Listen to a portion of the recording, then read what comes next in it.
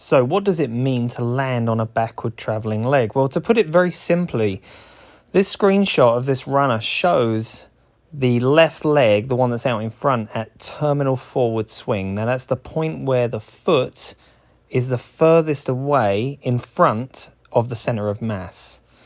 So at this point is when we're in maximal forward swing, so terminal forward swing. Okay, so the leg has swung forwards through swing phase.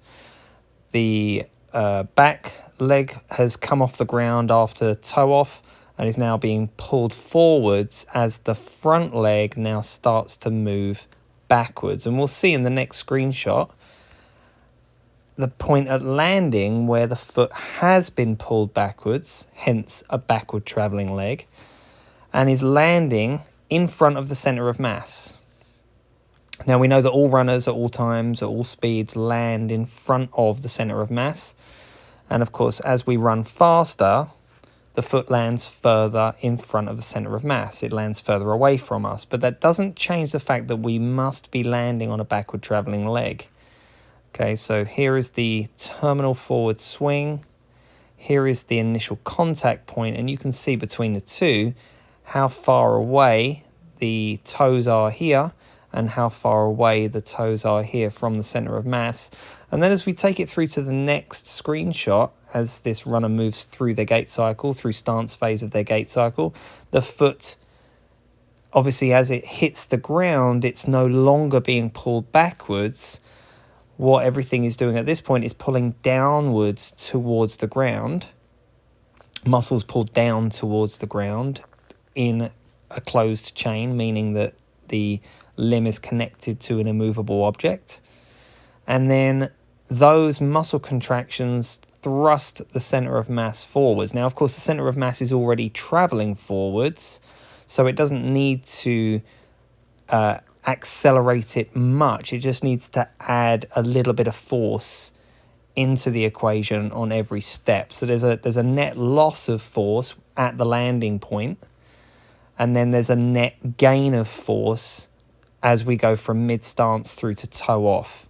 So it's a deceleration, acceleration, deceleration, acceleration. When the foot lands, there's deceleration. When the foot goes past mid-stance, or the body goes over the foot, as we pass mid-stance, there becomes an acceleration. And that's the recoiling of the fascia, the recoiling of the tendons, giving that energy back. And then the net concentric contraction of the muscles, adding in what was lost in force to maintain the speed that you were running at, or that this person was running at, or it would be adding in extra force concentrically to then gain speed, to accelerate the body forwards even quicker in each and every step. Okay, so if you just want to maintain the same speed, all you got to do is add in the net loss in each step. But if you actually want to physically accelerate, the point at which the force is added back in concentrically by the muscles is, specifically by the leg muscles, is after mid-stance, because there's that net loss through the deceleration phase, the ever so slight deceleration phase when we land. All right, so that explains this backward traveling leg, and why it's obviously so important to have that is because you only get a certain amount of time on the ground, and we need to be moving in the direction that we want the limbs to go in before we hit the ground. And this is obviously a cyclical motion. It's a circular motion. It's a rotational motion. So this is all happening at all times. A wheel on a bicycle doesn't stop turning when the bicycle is moving. Same thing with our bodies. It's just moving in these cyclical motions as we're running. As soon as we stop these cyclical motions, the action of running stops and we come to a grinding halt. All right, and that's why we need to have this action pulling back the leg before it hits the ground, because landing on a forward traveling leg would of course create a massive braking force, because you would have to then, firstly, you'd be contracting the wrong muscles. You want to be contracting the extension muscles in the hip.